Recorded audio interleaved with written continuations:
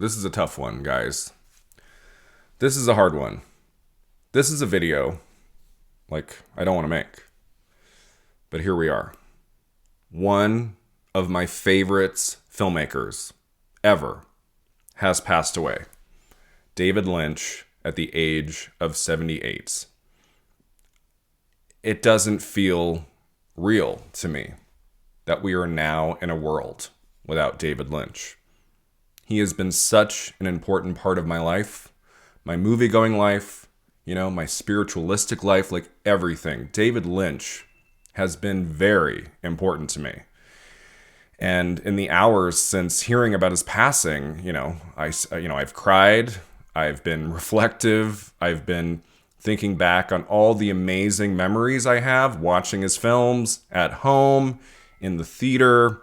There are so many great filmmakers out there, so many filmmakers who have had a profound effect on me, but very few like David Lynch. His films speak to me in a way very few other movies do. Moleholland Drive is my second favorite film of all time. The only movie to beat it is Sunset Boulevard, another LA Streets movie title. I think those movies go so well together. I've done a couple double features of Sunset Boulevard and Moleholland Drive, and they really do. There's a conversation there that I've always really loved. And I don't know. I didn't really know how to approach this video. I'm not going to do the 10 greatest David Lynch movies, counting down. I don't think we do that with David Lynch. I don't tell you, well, my number 7 choice is my number 3 choice. No. Obviously, I have certain favorites of his work. There are a couple movies of his I've never been able to fully connect with. So I thought in this video, I would take you through the landscape of his films in chronological order, talk to you about how I feel about his movies and why I think they're so important. I'm not going to have the best words about this man and his films. I'm not going to be able to reach that in this video, but I'm certainly going to try and celebrate the life and career of David Lynch. So his first feature film, which came out around 77, 78, was Eraserhead, of course, which is in my top 3 favorite David Lynch movies. It's not the easiest watch. It's very disturbing. It's experimental. It's challenging. It's fascinating in so many ways. But I have seen that film in a theater, I want to say twice, both at midnight screenings in Los Angeles. I remember back in 2008, I went to a midnight screening and it was a packed house. There wasn't a seat available. I think we had to sit in the 3rd row, maybe the 2nd. And to watch that dreamy film, black and white, 70s, there's so many unique aesthetics to that film. Something he shot over many years. That wasn't a movie he made over, a few weeks or something like that. That was a long project for Lynch, and he stuck with it as long as he needed to and created a true work of art. I love everything about Eraserhead. If that had been his only movie, if after that he had gone on to just do painting and things and he never made another film, I think we would still be celebrating him today because that movie is something else. I can't wait to watch it again and fall under its spell. If you have never seen his first feature film, Eraserhead, do yourself a favor. It is extraordinary. So in 1980, Mel Brooks, the great Mel Brooks, gave David Lynch his next opportunity to make a movie in The Elephant Man from 1980. Mel Brooks watched Eraserhead and thought he would be the right person to tell this story. And The Elephant Man, I have not seen as much as some of his truly landmark films because I find it so sad. That film, it's so beautiful to look at, the performances in it. John Hurt as the Elephant Man gives an astonishing performance. One of the best performances, I think, in the 1980s. I still can't believe, like, he didn't win an Oscar for that. Like, I mean, that was a truly astounding role and performance for him. And I think it's kind of cool, too, that David Lynch, like, his first 2 feature films are in black and white. Like, at the end of the 1970s, early 1980s, like, you know, at the beginning of his career, at that time in film history, got to make 2 feature films in black and white. That's really cool. The Elephant Man is a gorgeous film to look at. The cinematography, I love the soundtrack, the score. Anthony Hopkins is also good in that.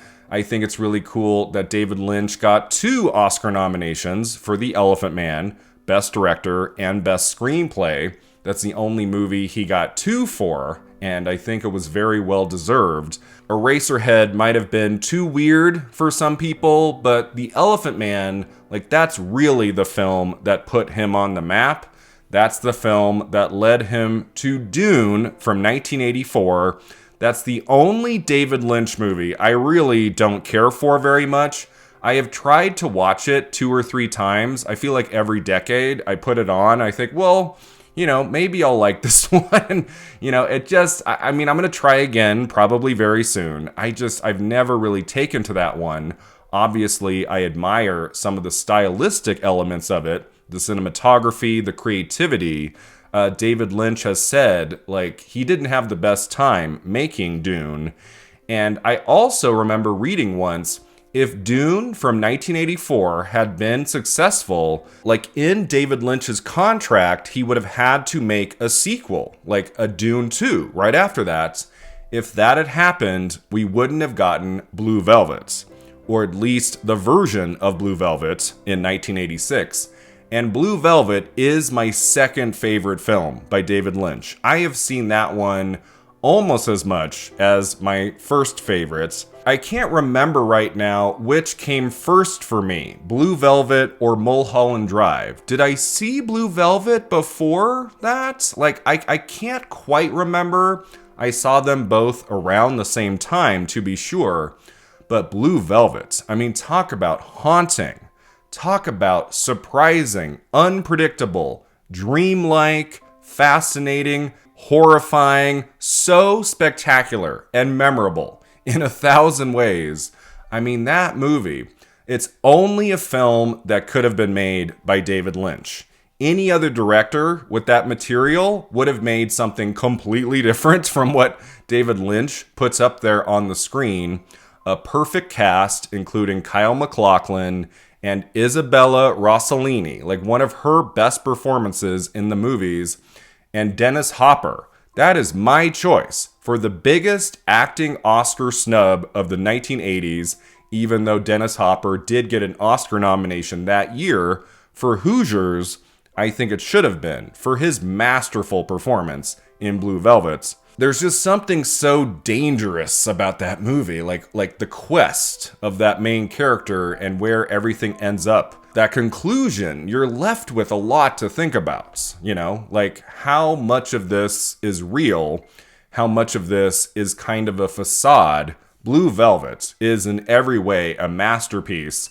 I love that David Lynch got an Oscar nomination for Best Director for that film. It was the only nomination by the Academy for that movie, but it was well deserved. Like, if it had to get one, of course, we give it to David Lynch. I am so happy Lynch did not go down the road of movies like Dune, like throughout the rest of the 80s and the 90s, like trying to do big movies. There's a famous story he told about meeting with George Lucas about directing Return of the Jedi. That's pretty funny. It's on YouTube. And like, I mean, that would have been an interesting film if Lynch had made Return of the Jedi from '83. But yeah, I'm happy, like, the only movie he made in his long career that's not like fully him, that's not everything like he represents as a masterful filmmaker, it would be Dune from '84. I'm happy after Blue Velvet, he really did just explore his obsessions. He really only made movies and TV shows on his own terms, which I think is really great. Very few filmmakers have gotten the opportunities to do that. But David Lynch, all throughout the rest of his career, he made the films he wanted to make.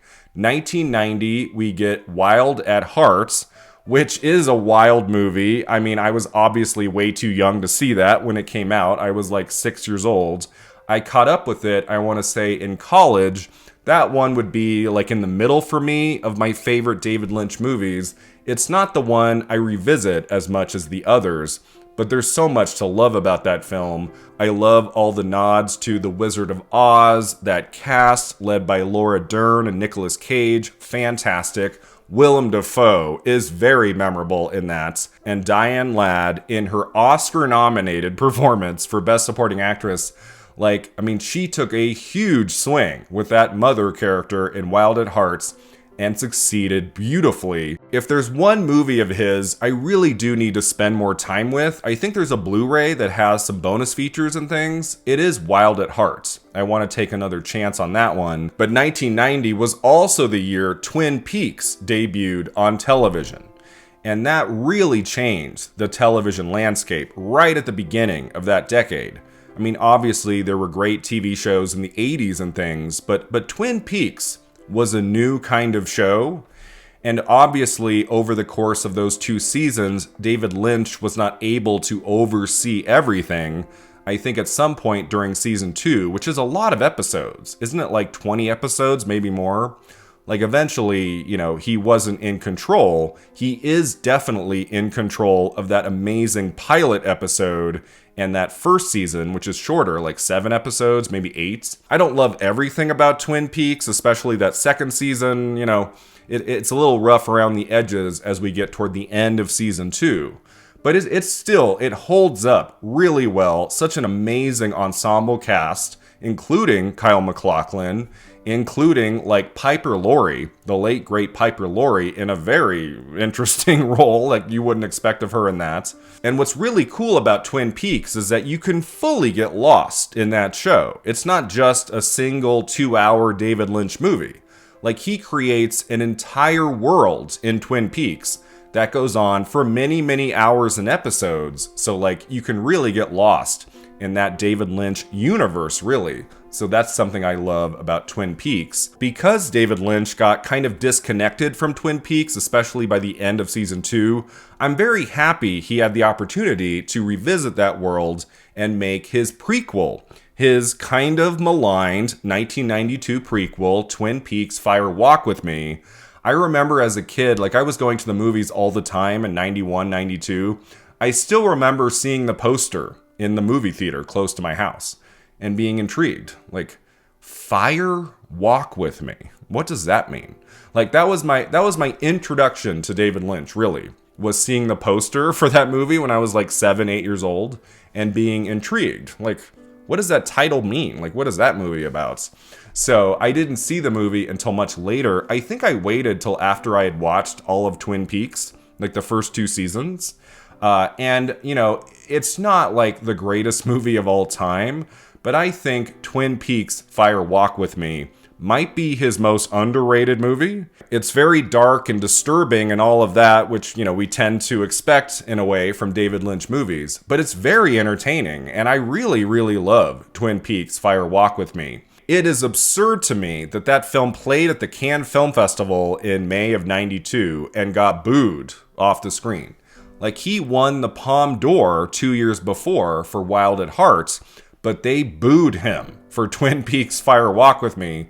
That has never made sense to me. I think there's a lot to admire about his Twin Peaks feature film. It's not his best film, but I prefer it to his 1997 feature, Lost Highway, which I just watched again 2 or 3 months ago. My local library had the Criterion Collection disc. I had never seen the Criterion disc for Lost Highway, so I watched it again. And I have issues with Lost Highway. It doesn't all work for me. I admire certain elements of that film, but I'm happy that wasn't the last kind of Lynchian movie he made. Like, if that had been his final film in that universe, I don't know. I wouldn't be super happy about that. I'm thrilled he had a couple more of his kind of aesthetics, like the movies he was really, really good at making coming up a few years later. Bill Pullman, Patricia Arquette, those are not my 2 favorite performances in the David Lynch universe. but it's still a very strong film, and like you definitely feel something by the end. The most unique movie in David Lynch's filmography is, of course, 1999's The Straight Story, which got its star Richard Farnsworth an Oscar nomination for Best Actor. This is a G-rated movie from Walt Disney Pictures, and as you watch The Straight Story, you keep expecting for something Lynchian to happen, and it never does, you know? He just tells that story, you know, in the way it's supposed to be told. He doesn't inject any weirdness, really, outside of like maybe a couple little things. Like it's not, you know, a Disney movie. It's not like David Lynch threw everything he knew and loved out the window to make like a Disney film. I wouldn't call it that, really. It's absolutely a David Lynch movie through and through. Like, it deals with themes he's always been interested in, you know, pain and grief and loss and reflection and, you know, the quest narrative. You know, the quest narrative is in a big part of his movies. And The Straight Story, if you give yourself over to that film, that beautiful, like, brother relationship, as we find at the end of that film, it's really, really great. It's very moving. And by the end, you've just been told a great story by a master filmmaker. It might not really resemble any of his other work, but it's still very much David Lynch, and I think it is a great, great film. 2001, Moleholland Drive, my second favorite film of all time, a movie I watch probably once a year, you know, if not every other year, something around there.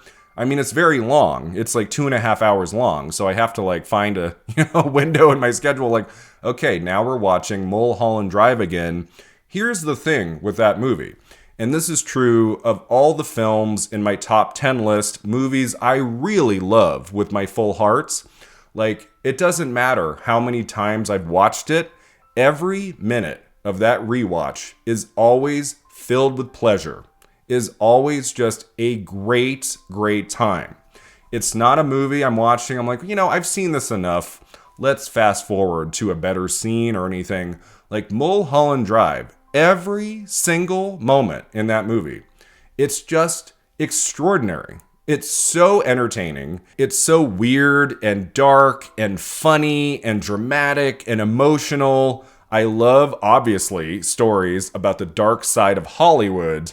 And like what David Lynch puts up on the screen for 2.5 hours is quite something. It's like a 2.5 hour nightmare vision that's filled with levity and has like moments of humor, you know, moments that like, you know, take you aback where you're like, oh, okay, this is happening now. Oh, we're going to spend like 5 minutes with this side character and then never see them again. Like Lynch might not have had a full plan in place. Obviously, you probably know the history of Moleholland Drive. It started as a TV pilot, I think for ABC, and it wasn't picked up. And a foreign distributor like gave Lynch enough money to finish Moleholland Drive as a feature film. And like, I mean, having all of that happen, you would think this movie would be a mess. It would make no sense. I think Lynch at one point, like, you know, when he knew he had to finish the story, he had no ideas. He was like, I don't know what to do. And he had to meditate. He had to think on it. And then all the ideas came. And every idea he got turned out to be a great one because Moleholland Drive feels like a film that had like a set plan from the get-go. It does not feel like something that was cobbled together in any way. Even though like there is a drastic change to that narrative in the final like 30-40 minutes, it does feel like there was a plan in place. And that element of Moleholland Drive has always fascinated me too. I think one of the great performances in the movies of the last 30 years is Naomi Watts in Moleholland Drive. That she wasn't Oscar nominated for that performance continues to baffle me. Like that is just one of the most remarkable turns by any actor in film or TV in the last few decades. I think she is extraordinary in that. The rest of the cast is phenomenal. The cinematography, the score to that movie, just everything comes together in Moleholland Drive. And I'm so happy, like, the first David Lynch movie I at least saw in a theater turned out to be Moleholland Drive. That came to my town in October of 2001. I was 16, going on 17, and I had read up a little bit about Moleholland Drive since it had premiered at the Cannes Film Festival the previous May. And I was like, I feel like this is a movie I should see. This might be a movie I really like and take to. I mean, that was quite an experience for a 16-year-old to go through Moleholland Drive opening weekend. I maintain to this day that was my favorite screening of a movie ever in my life, was watching Moleholland Drive with my dad in October 2001 in a local theater when it ended with Silencio, end credits. I remember we just sat there for a moment. We didn't know what to say or do. Eventually, we stood up. We walked out of the theater. I looked at my dad. He looked at me. And we burst into laughter. Like, huge laughs for 30 seconds, maybe longer. I couldn't believe what I had just seen. I was like, how do I even begin to talk about this film? I knew I had just seen one of the greatest movies in my life, that I would be revisiting Moleholland Drive over and over again for the rest of my life. There's so much I love about David Lynch, like the worlds he creates in film and TV. But my favorite work of his will always be Moleholland Drive. I think that's the movie he made where everything comes together beautifully. Like on an artistic level, a thematic level, a technical level, Moleholland Drive is an ultimate masterpiece. I am so happy. Once again, it happened twice. David Lynch got an Oscar nomination for Best Director for Moleholland Drive. That film got no other nominations. It happened with both Blue Velvet and Moleholland Drive, and obviously, as I just said, I think Naomi Watts deserved to get into Best Actress. But if Moleholland Drive is only able to get one Oscar nomination, it should be David Lynch, right? He is the mastermind behind that entire endeavor. And so even though he didn't win and he never won a competitive Oscar in his long career, I'm happy that he got 4 nominations, 3 for directing, that he got into director for Moleholland Drive in what was a pretty competitive year in that category. That still makes me very happy. After Moleholland Drive, he made one more feature film, 2006's Inland Empire. I went to its world premiere, I want to say, if not the world premiere, one of its big premieres at the AFI LA Film Festival in November of 2006. I remember it was in the Cinerama Dome at the ArcLights, and David Lynch, Laura Dern, and Justin Theroux introduced the movie. And then I was put under that film spell for 3 hours. And if you had told me that night, I would have been 22 at the time, that this was going to be his final feature film, I would not have believed you. I would have been like, what? No, he's got more movies than him. As it turned out, he had one more big project, but that was his last movie. I also just watched Inland Empire again for the first time in a long while because my library also had that in the Criterion collection. So I watched that film again. And, I've always maintained that Inland Empire is about an hour too long. I think that movie could be 2 hours, but there's a lot of interesting things going on in that. That is his most experimental movie by far. I think it's kind of cool, actually, that his 2 most experimental films, Eraserhead and Inland Empire, they bookend his feature film career. That's kind of cool because I do think there are elements in Eraserhead that kind of sneak their way into Inland Empire. His experimentation with technique, with film stock, with how to tell a story that's outside the studio system in every way. Inland Empire is not one of my favorites, but what a way to go out for that to be his final feature film. And then, of course, in 2017, we got Twin Peaks: The Return. He directed all 18 episodes. I mean, it's 18 hours of Twin Peaks. What a summer that was. I did not have Showtime, but you better believe I paid for it between May and August, September, I want to say. The summer of 2017 was spectacular as a David Lynch fan going through all 18 episodes of Twin Peaks: The Return, especially episode 8, which is a stunner, a black and white stunner of all time, to be sure. And I have still, all these years later, have not been able to get that ending out of my head. That final scene, that final scream, like, wow. I am so thrilled he got to make one more giant artistic project, Twin Peaks: The Return. And it's just, I mean, especially like having that bookend what was done in the original Twin Peaks at the beginning of the 90s. I mean, that is also one of David Lynch's greatest achievements, like what he did for the television format with Twin Peaks, first in the 90s and then again in 2017. Like really, really phenomenal stuff. And his cameo in the final scene of Steven Spielberg's The Fabelmans. I think that's like the last, major thing he was a part of. Like his appearance at the end of The Fabelmans was perfection. I love him in those few minutes of screen time. What a way to end that movie. What a way to end his career, in a way. To play the great John Ford and just like completely steal that movie away from everyone else in just those couple minutes at the end of The Fabelmans. I mean, that was a bit of casting genius, to be sure. David Lynch as John Ford. Frickin' fantastic. So yeah, as I come to the end here, I mean, I had to pay tribute to one of the great filmmakers who ever lived. What a profound effect David Lynch had on me, on my life.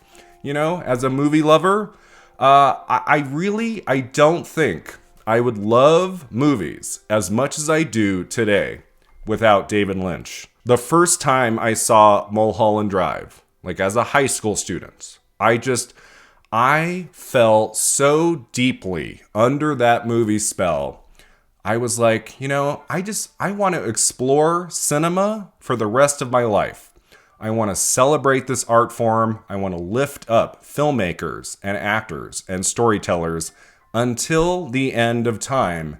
I knew the last few years, I kind of knew we weren't going to get any other films, any other TV shows from you. But I wish you didn't have to go so soon. I wish, 78, I wish we had some more time with you, David Lynch. Because, again, what a profound effect you have had on my life. Thank you, sir, for everything. Thank you for what you gave to the world. You, sir, truly were one of a kind.